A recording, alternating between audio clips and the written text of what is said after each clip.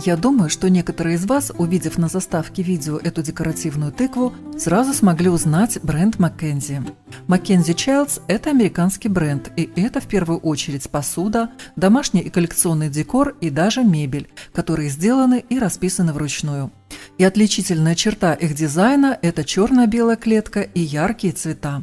Я давно слежу за их новыми и старыми коллекциями, но никогда не могла себе позволить что-то купить, так как по нашим меркам это довольно дорого. Вот эту декоративную тыкву, к примеру, сейчас предлагают купить за 14,5 тысяч российских рублей. У нас в Беларуси я нашла за 470 белорусских рублей. Это все примерно $200. Причем размер этой тыквы около 13 сантиметров. А вот эта тыква мне обошлась примерно в $15-20, потому что ее я сделала своими руками из вполне доступных материалов. И я покажу весь процесс создания такой декоративной тыквы.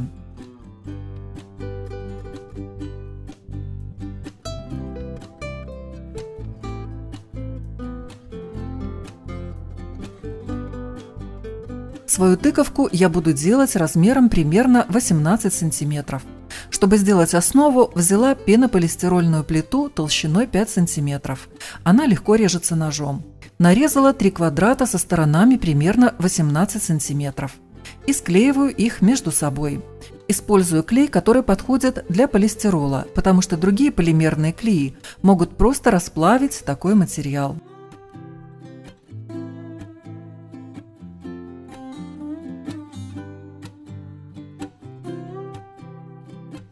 Зажимаю бутерброд большими струбцинами и оставляю сохнуть примерно часа на 2.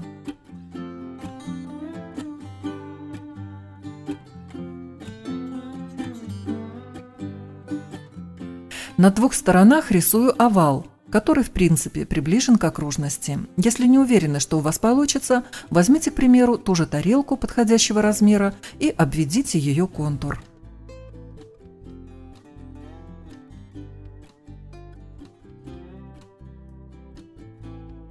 И теперь острым канцелярским ножом с далеко выдвинутым лезвием срезаю излишки, выходящие за контур. Стараюсь сделать цилиндр. Сначала срезаю с одной стороны, а затем, перевернув, с другой.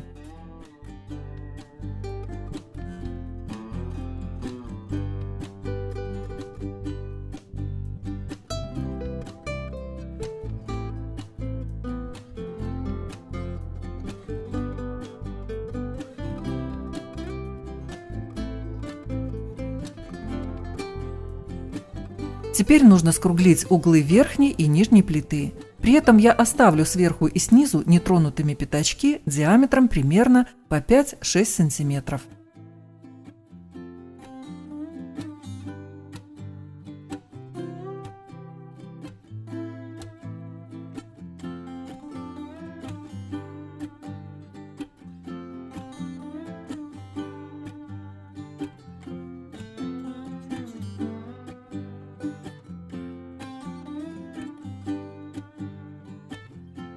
Добиваюсь вот такой формы бочонка, где боковина средней плиты не скруглялась. Все выступающие уголки и неровности убираю с помощью вот такой абразивной губки. Можно взять просто наждачную бумагу. У меня губка с крупным зерном, размер зернистости 220. Поэтому она быстро и хорошо выравнивает поверхность. Но на этом этапе пока не обязательно добиваться идеальной гладкой формы, потому что еще нужно вырезать канавки. Пока получилось вот так, и этого достаточно. Теперь мне нужно разделить периметр на 8 одинаковых частей.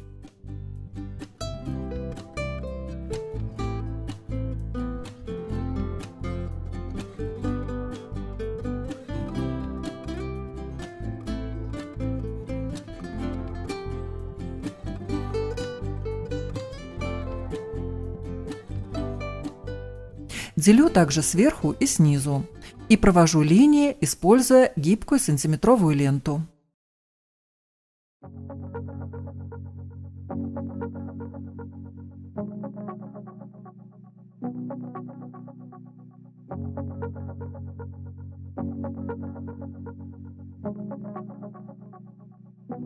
По линиям я режу канавки. Вот на этом этапе я уже отработала приемы, чтобы показать вам, как легче сделать углубление. Сначала делаю надрез по всей длине, на глубину примерно до 1,5 см. И потом срезаю под углом, с двух сторон, чтобы получилась канавка. С самого края канавка совсем небольшая, а ближе к центру увеличивается до 1,5 см глубиной. Не старайтесь сразу срезать до нужной глубины.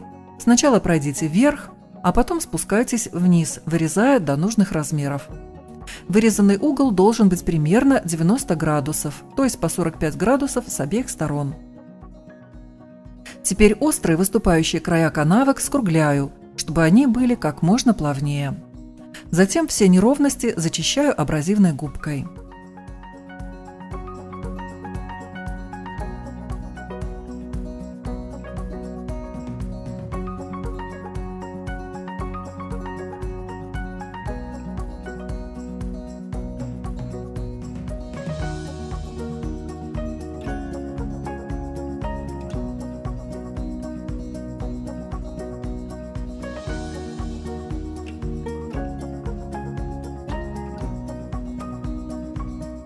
В итоге у меня получилось вот так.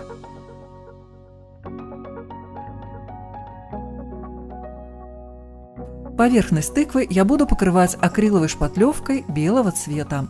Она скроет некоторые недостатки и придаст фактурность поверхности. Шпатлевку наношу плоской кистью средней жесткости. Сначала я старалась сделать незаметными швы, которые получились при склеивании плит. Но, как потом оказалось, это не так важно, так как в этом месте будет линия пересечения клеток. Шпатлевкой покрываю не всю поверхность. Верхнюю плиту оставляю без обработки.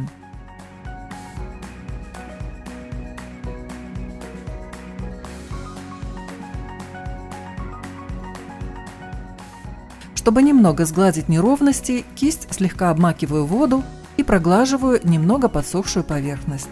Мазки делаю в одном направлении.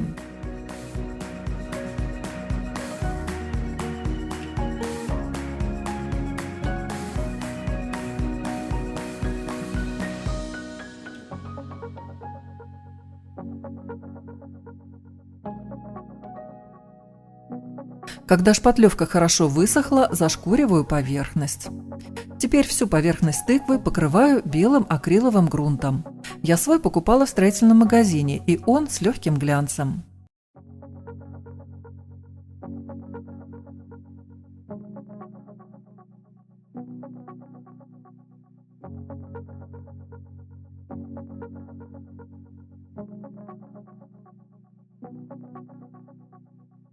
Когда грунт высох, карандашом провожу линию, на которой стыковались нижняя и средняя плиты.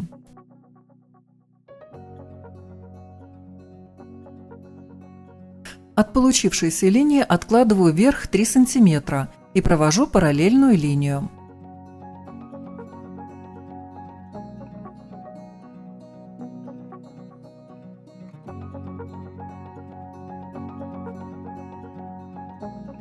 Вниз также откладываю 3 см, и здесь я провожу линии не по прямой, а небольшими дугами.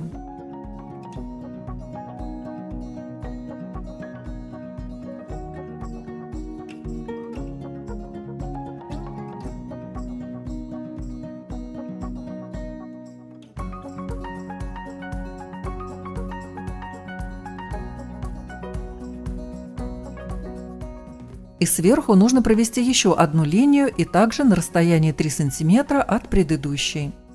Теперь делю каждый сегмент вдоль пополам.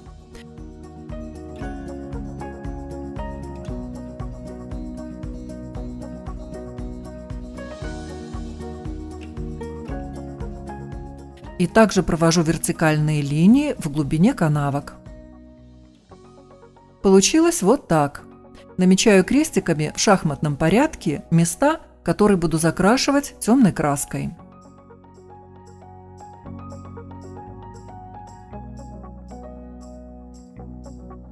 Закрашиваю отмеченные квадратики акриловой краской темно-коричневого цвета с металлическим эффектом. В оригинальной тыкве Маккензи использована черная краска, но я решила немного отступить от их правила и слегка смягчить контраст цветов.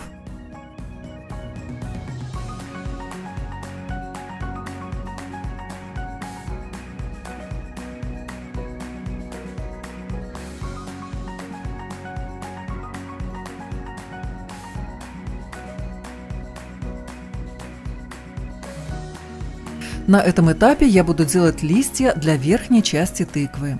Делать буду из полимерной глины, которая застывает на воздухе. Она очень пластична, легко лепится и не растрескивается после высыхания. Чтобы сделать оттиск листа, использую вот такой пластиковый молд. Он называется лист универсальный. Его можно найти в магазинах или интернет-магазинах для творчества. Поверхность молда слегка смазываю маслом. Можно использовать детское масло, но не советую растительное, так как оно потом становится липким и может испортить молд. Раскатываю глину в овал немного большего размера, чем молд, толщиной примерно 3-4 мм. Прикладываю молд и немного вдавливаю глину, чтобы пропечатать весь рисунок. Убираю излишки глины по краям, но оставляю примерно 2 мм. Использую обычные, у меня маленькие, ножницы. Выравниваю пальцами край листочка, просто аккуратно пристукивая по всему периметру. Прежде чем снять лист с молда, намазываю его клеем. Затем снимаю и укладываю на тыкву. Размещаю сначала нижний ярус листочков. Лист слегка обминаю, придавая ему изгиб, соответствующий изгибу тыквы. И продолжаю лепить и наклеивать листочки.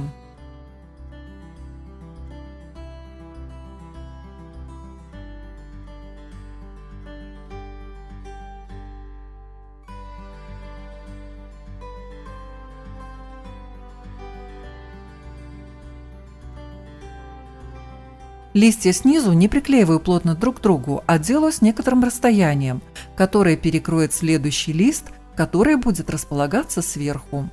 Это должно выглядеть вот так, и это уже следующий ряд, который располагается выше. Всего у меня должно получиться 3 ряда. И вот я наклеила последний листочек. Получилось вот так. Обратите внимание, что кончики листьев последнего ряда не смыкаются на верхушке тыквы. Здесь будет располагаться хвостик, который я сейчас и буду лепить. Некоторое количество глины скатываю в колбаску в виде усеченного конуса. Слегка распластываю ножку. На поверхности делаю неглубокие бороздки.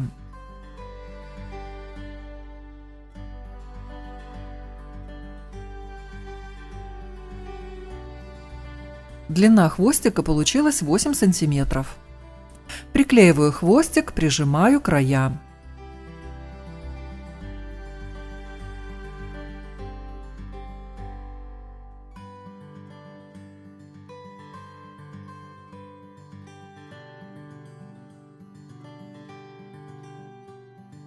И сворачиваю кончик, слегка проворачивая вокруг своей оси. Получилось вот так. Оставляю сохнуть примерно часов на 10. После высыхания окрашиваю белым акриловым грунтом всю глиняную поверхность.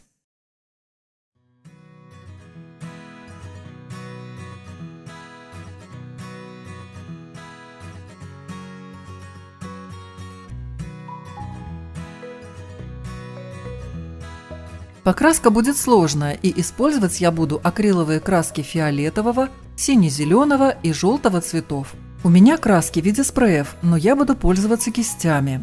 И краски переливаю в небольшие емкости.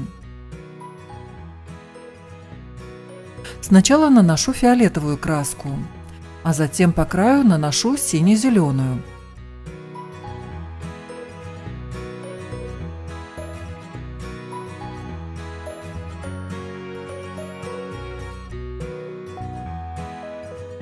Границы красок растягиваю кистью с фиолетовой основой. И пока краска не высохла основательно, делаю несколько мазков с желтой краской. Она растекается по прожилкам листа, добавляя красивый эффект. Акриловые краски можно использовать и пастообразные в тубах, разводя их водой или специальным средством для акрила. Единственное, что для этой работы такой акрил лучше выбирать с полупрозрачной укрывистостью. Такие можно найти в художественных магазинах или интернет-магазинах. У меня фиолетовая краска с небольшим эффектом металлик, поэтому есть небольшой перелив. Боковые края листочков также нужно покрасить, пользуясь синим цветом. Всю поверхность покрываю прозрачным акриловым лаком. До лака я также покрасила хвостик. Сначала в цвет темной бронзы, но он мне показался слишком темным, поэтому позже заменила его на золотой. У меня акриловый лак с перламутровым эффектом, который, в общем-то, практически незаметен. Я бы советовала для этой работы использовать глянцевый лак на водной основе. На водный потому, что другие виды лака могут разъедать пенополистирол. Да, моя тыковка, возможно, и не смотрится на $200, но удовольствие от процесса работы и результата я все равно получила. А если и вам понравилось, не забудьте поставить лайк и напишите несколько слов. Это поможет в продвижении и этого ролика, и развитии канала. Всем спасибо за внимание и, как всегда, жду на своем канале.